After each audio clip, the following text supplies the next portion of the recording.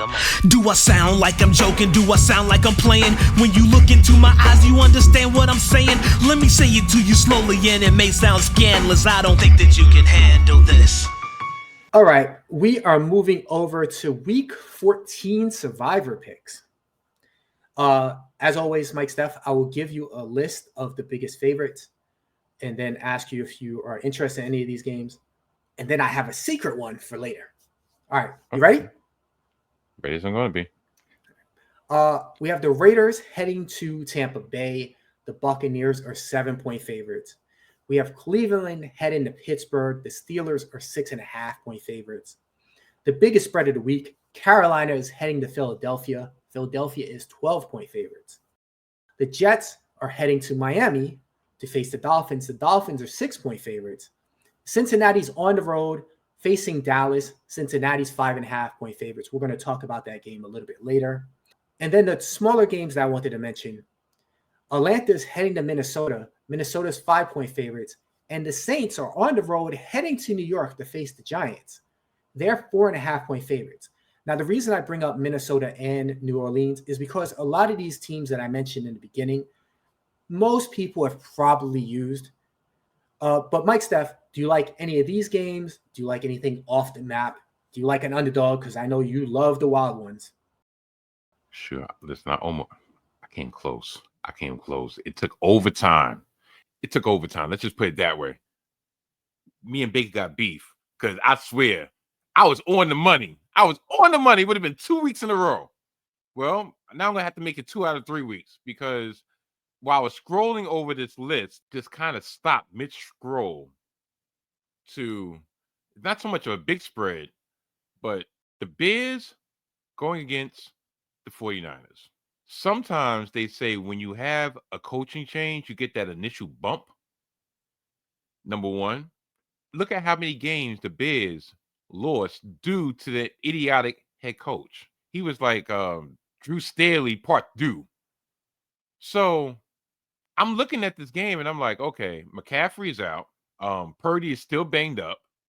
Yeah, they're coming off of two games which it pretty much got blown out.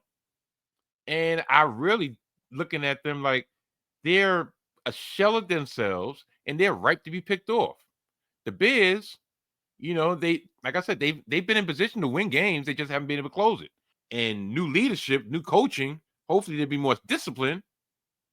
I think that's a perfect combination. So I'm going to Bears over the 49ers. That's my hidden gems pick of the week. I really like it. I don't know. I wouldn't pick in a survivor because I want to make sure I make it through the week. But now that you bring it up, that is a great pick. The 49ers just lost McCaffrey and Jordan Mason. So they're going to be down their top two running backs. They've been looking terrible anyway. Purdy's probably injured. Like you said, I think the Bears might get a bump just by losing their head coach. I really like that. That's a keen outlook there, Mike Steph. I'm proud of you on that one. The game that I was looking at that's a little bit off the board, but I'm still looking at the favorite is the Jaguars versus the Titans. And the main reason I was looking at that is because the Titans got whooped last week by Washington. But prior to that, they had been looking like they were progressing. And then they just ran into a buzzsaw with Washington. Meanwhile, it looks like the Jaguars, there's a good chance they'll be without Trevor Lawrence again. If they're without Trevor Lawrence, I think I might take the Titans because I'm in a kind of a bind as far as those games listed. Obviously, Philadelphia is the team to take, even though that 12-point spread seems a little bit too high. They should be able to beat Carolina. The other one I'm looking at, and always my boy Derek Carr, but I'm still anti-Giants.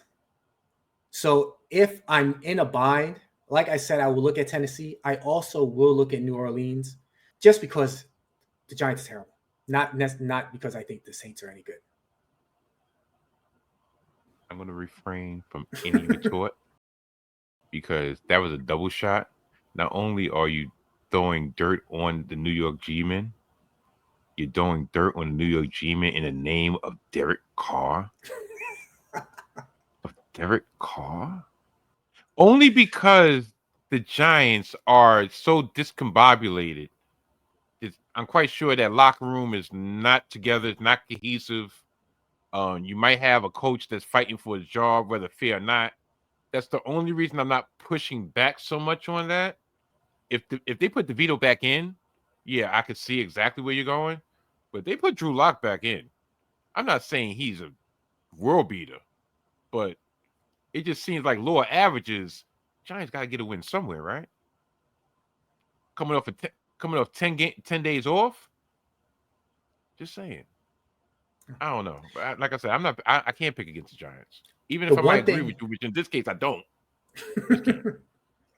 The one thing I will say that makes me very nervous is that I think there's no chance that the Saints will win in the last second. There's going to be no miracle throw there. Because I can't tell you how many times they've come down to the end and there's no chance of them winning. Now I'm bashing my boy. Look at that. Yeah. See, I come around sometimes. It was going to come through the screen somehow, some way.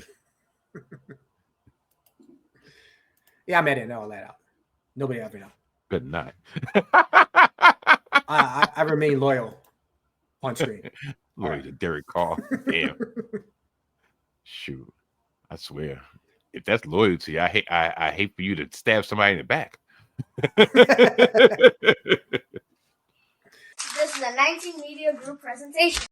And only if you knew, and hopefully you do not know during the hidden gems exactly what I'm actually getting at, why he has this big smile on his face.